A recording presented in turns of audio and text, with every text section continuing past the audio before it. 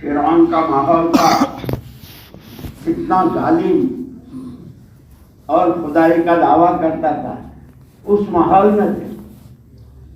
کیونکہ جب اللہ پاک کسی کے ساتھ خیر کا ارادہ کرتے ہیں تو اسے دین کی سمجھ دیتے ہیں. یہ آپ کے دلوں میں جذبہ پیدا ہوا، یہ اللہ نے کیا.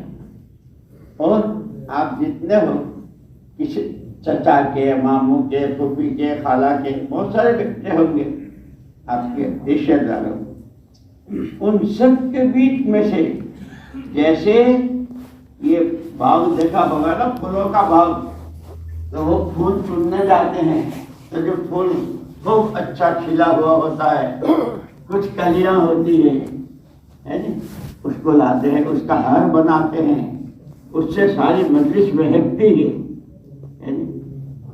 تو یہ آپ جو ہیں، یہ تو اللہ کے پسندیدہ، اللہ نے پسند کیا، لیکن ساتھ کے ساتھ بتا بھی دیا اللہ پاک کہ میں نے تجھے کیوں پسند کیا. تیری کوئی 4 آنکھیں ہیں، تیری کوئی 6 ہاتھ ہیں، ہاتھ پیر تو وہی ہیں، پسند کیوں کیا میں نے. فاستمع لما یوحیٰ، جو وحی کی جائے. اب جس میں جو عربی دوم کے قوم کے جو لڑکے ہوں گے، یہ تو نحو جانتے ہیں نا، نحو پڑھتے ہیں. تو سمع میں اور استماع میں فرق ہے. سمع کے معنی سننا، اور استماع کے معنی اپنے آپ کو حوالے کر دینا کہ کان تو کان ہے ہی، سر سے پیر تک اپنے آپ کو کان بنا دو. اور یہاں سننا کیا ہے؟ اننی انا اللہ. پہلا سبق اللہ کی توحید کا، اللہ ہی سب کچھ، اللہ ہی سے سب کچھ. یہ پہلے دن کا سبق. اسی لیے اپنی حیثیت، اپنی نوعیت، ہم کون ہیں. مجھے یاد آیا، ہم جب مدرسے میں تھے، ایک مرتبہ سیلاب آیا تھا وہاں لکھنؤ میں، وہ گومتی کنارے ہے، بہت زبردست سیلاب. کھانا ہمارا کشتیوں میں، مطبخ سے کشتیوں میں آتا تھا ہمارے کمروں پر، اتنا پانی. اور ساری رات ہم سنتے تھے بچاؤ بچاؤ. مائیں ان کے چھاتوں پر چھوٹے چھوٹے بچے بہ رہے ہیں، سامان اور کتنے اور کیا. جب وہ سیلاب ختم ہو گیا تو ہمارے حضرت مولانا ابو الحسن علی ندوی رحمۃ اللہ علیہ کا نام سنا ہوگا سب نے، یعنی بہت بڑے. انہوں نے ہم کو طلباء کو جمع کیا، فرمایا بچوں، تکلیف تو تمہیں بھی ہوئی اور تکلیف غیروں کو بھی ہوئی. انہم یعلمون کما تعلمون وترجون من اللہ ما لا یرجون. کہ اس راستے کی جتنی تکلیف ہے، اس کی ہر تکلیف پر بڑے بڑے وعدے ہیں. جیسے مولوی صاحب کہہ رہے تھے، ان کو تو کیا ملے گا اس کا انداز اس سے کہ ان کے ماں باپ کو جو تاج پہنایا جائے گا، تو ان کو کتنا یہاں رہتے ہوئے نہیں. اس کے بعد پھر کہا کہ میری 3 باتیں یاد رکھنا. ہم طلبا سے کون ہو، کہاں ہو اور کیوں ہو، 3 باتیں یاد رکھنا. یہ کہا، فرمایا خدا رسول کے مہمان ہو. طلبا اساتذہ سب کون ہیں؟ علم نبوت کو حاصل کرنے والے مہمانان رسول، مہمانان خدا ہے.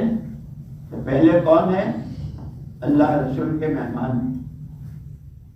کہاں ہے؟ بنا بیتن وجعل فیہ مأدبتن والداعی رسول اللہ صلی اللہ علیہ وسلم. پورا اسلام جو ہے بہت بڑے مکان جیسا ہے، بہت بڑا مکان. اس میں دسترخوان چنا گیا. روزانہ دسترخوان لگتا ہے نا، اس دسترخوان کو بیان کرتے بیچ میں ایک جملہ کہا کہ دسترخوان تو دنیا میں بہت بادشاہوں کے، حاکموں کے، مالداروں کے، اور دسترخوان پر کتنی قسمیں کہ گننا مشکل، لیکن فرمایا کہ رئیسوں کے، مالداروں کے، حاکموں کے، بادشاہوں کے جتنے دسترخوان، ان کے دسترخوانوں کی تمام قسمیں، اس کا آخری نتیجہ پخان، گندگی۔ تم جہاں ہو، کہاں ہو، تمہارے لیے دسترخوان بچھایا گیا ہے، اور اس دسترخوان پر بلاوا دینے والے وداعی رسول اللہ صلی اللہ علیہ وسلم، حضور بلا رہے کہ اس دسترخوان پر کیا ہے؟ الحمد کی الف سے شروع ہوتا ہے اور الناس کی سین پر ختم ہوتا ہے، یہ دسترخوان کی چیز ہے۔ اور یہ ایسی ہے، یہ خراب نہیں، یہ تو اور کتنا اجر و ثواب اور کیسی زندگی۔ اسی لیے کیوں ہو کہ پیٹ بھر کے کھاؤ، دسترخوان پر آدمی کیوں بیٹھتا ہے؟ کہ ایسا کا کہ دوسرا بھی کہنے لگے یار بس کر، کہ نہیں، سب سے پہلے ہدی للمتقین، بناؤ تقوی کتنا بناتے ہو، بناؤ ایمان کتنا بناتے ہو، کتنی آخرت، کتنا اللہ رسول سے محبت، کتنی اطاعت، کیسی سنتوں کی پابندی۔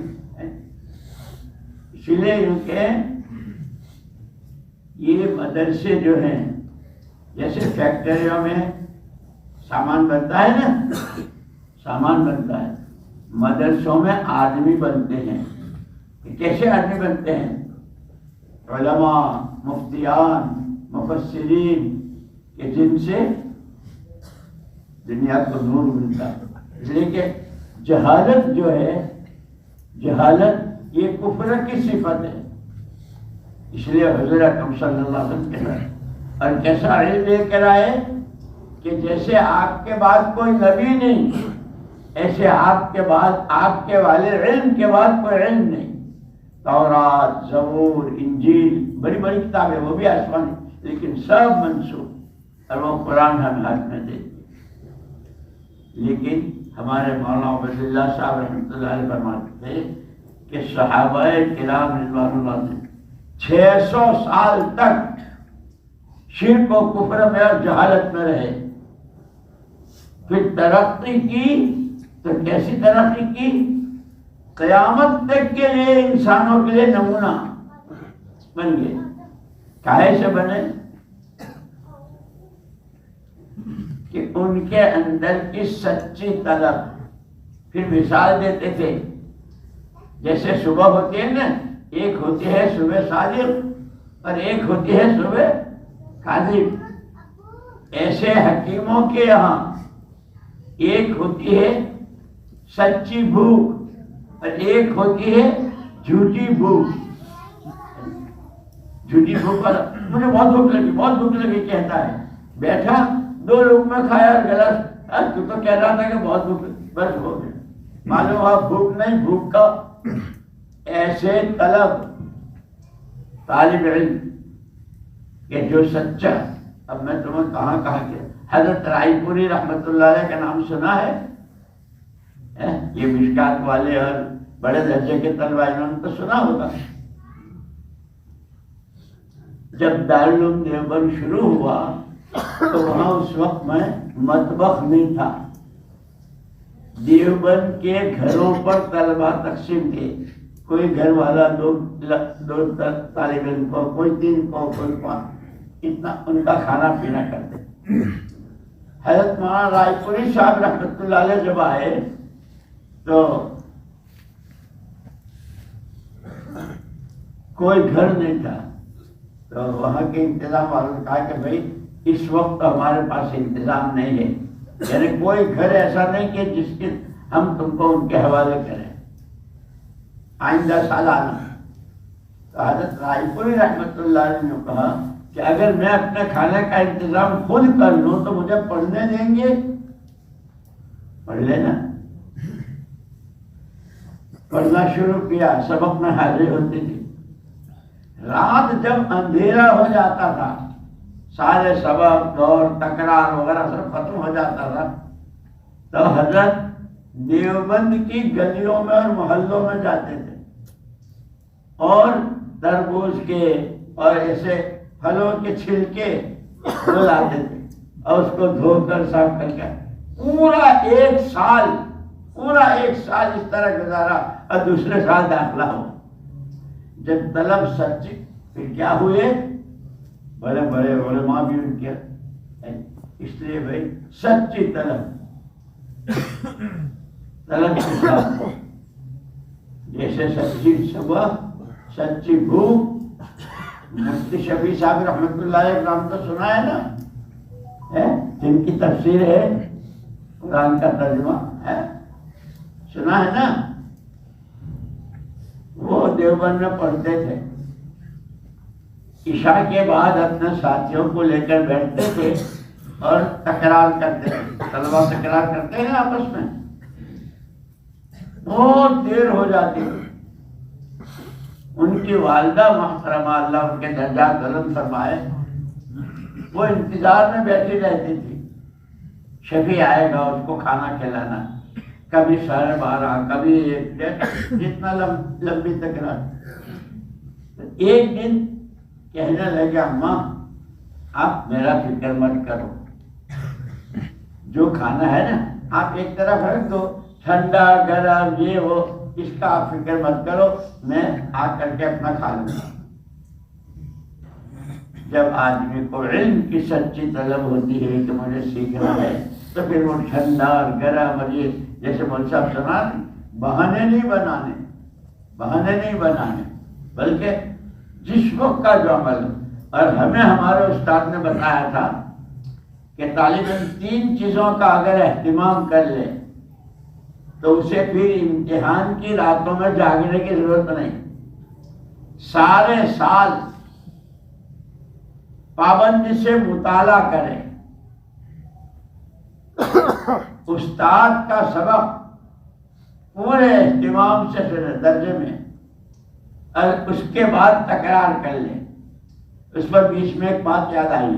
مولانا محمد یوسف صاحب رحمۃ اللہ علیہ اور مولانا انعام الحسن صاحب رحمۃ اللہ علیہ, ایک دن ہمیں حضرت جی رحمۃ اللہ علیہ نے سنایا, مولوی صاحب ہم نے مولانا محمد الیاس صاحب رحمۃ اللہ علیہ سے جو پڑھا اور انہوں نے جو ہم کو پڑھایا تو کاہے سے پڑھایا.